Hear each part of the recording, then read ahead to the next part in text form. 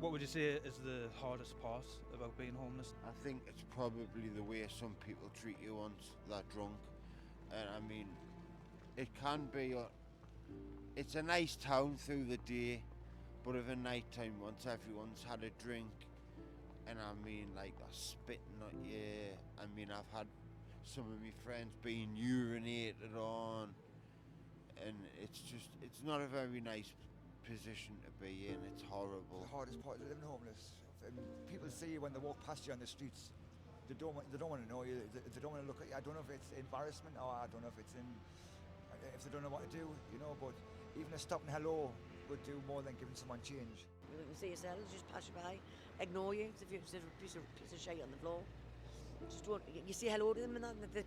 They think because you say hello to them, they after something, maybe a eye, but a food, but that's it. You know what I mean? But just ignore you all the time. Well, I haven't actually seen a lot of women on the streets.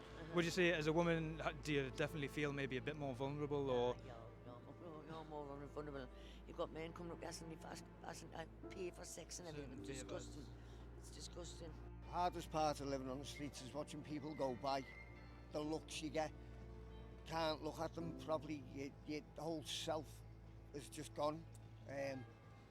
You wonder what they're thinking, you know, and then you get like a few people that'll be like calling you things or spitting at you or, you know, things like that. They're the hardest, and obviously the cold weather. They would probably rather walk up and stroke a street rat, some of them, than even talk to you. So if you don't mind, would you mind commenting on how you became in this current situation, like homeless and things like that? Through alcoholism, I became an alcoholic. I lost my job as a scaffolder. I'm a qualified scaffolder. I trade.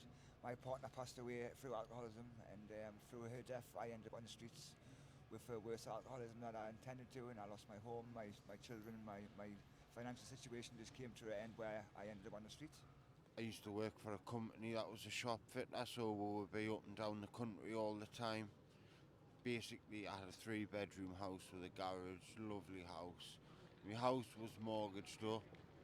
The company I worked for went bankrupt, ended up not keeping up with my mortgage payments, lost my house completely, got repossessed. I've got no family. I mean, I tried to apply for a hostel, obviously couldn't get in because they tried to tell us to get rid of my dog, which I've point blank refused. So now I'm on the council's emergency list for accommodation, and obviously that's hard. I mean, I've been on the streets and it's horrible. Yeah, I came homeless after the death of my partner, of pneumonia. She wanted to come to Newcastle for a new start, and after she died, my whole life just melted away, major breakdown over it. So I had to get out, you know. The family had took everything away from us, emptied our home out, the lot, just left me with nothing, and then went round Liverpool saying it was my fault. She was dead to the point where I was about to kill myself.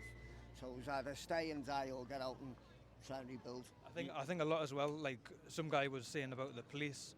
They know everyone's situation, Honestly, the police know of certain people who are legit homeless, but it's just a case of getting people away, like scuttering away. That's Just as what long they as people do. can't see you, then And you know what it's not an issue. Right, the police, they'll move you on, they'll harass you, and what they'll do is they know that you're only moving around the corner, they know you're not moving that far, but they just walk around and it's absolutely horrible. You're like, where are you actually even supposed to go? Even though they know you're only going around the corner, oh well, we've got to be seen moving you on. Yeah. And that's their policy. See what winds me up though, right, is see if you go up the West End, Gateshead, anywhere, there's rows upon rows of empty houses, and you're like, why can't you get into them? But I mean, at the end of the day, with me being the way I am, if you were a landlord and I went up for an appointment to view a flat, would you give it to me like this? Yeah. Looking the way I am? I mean, He's homeless. Would you house that? so if you don't mind us asking, just what is your sleeping situation? Because obviously I have spoken to someone who does sofa surf. I've spoken to people who are sleeping on the streets. Sofa surf, that's what I do, sofa surf. I'm always saying I don't. Sometimes I stay at the graveyard, graveyard down on Dean Street. Well, just don't you go down Dean Street, just up off Dean Street. Yeah. The graveyard there, the traffic is nice, mind you. Yeah, 3 nights a week I've got accommodation and the rest is on the streets. I sofa surf through the week. There's 2 or 3 different addresses I go to, but I've still got to come out through the day to try and obviously get me money for my food. I've got my dog to look after.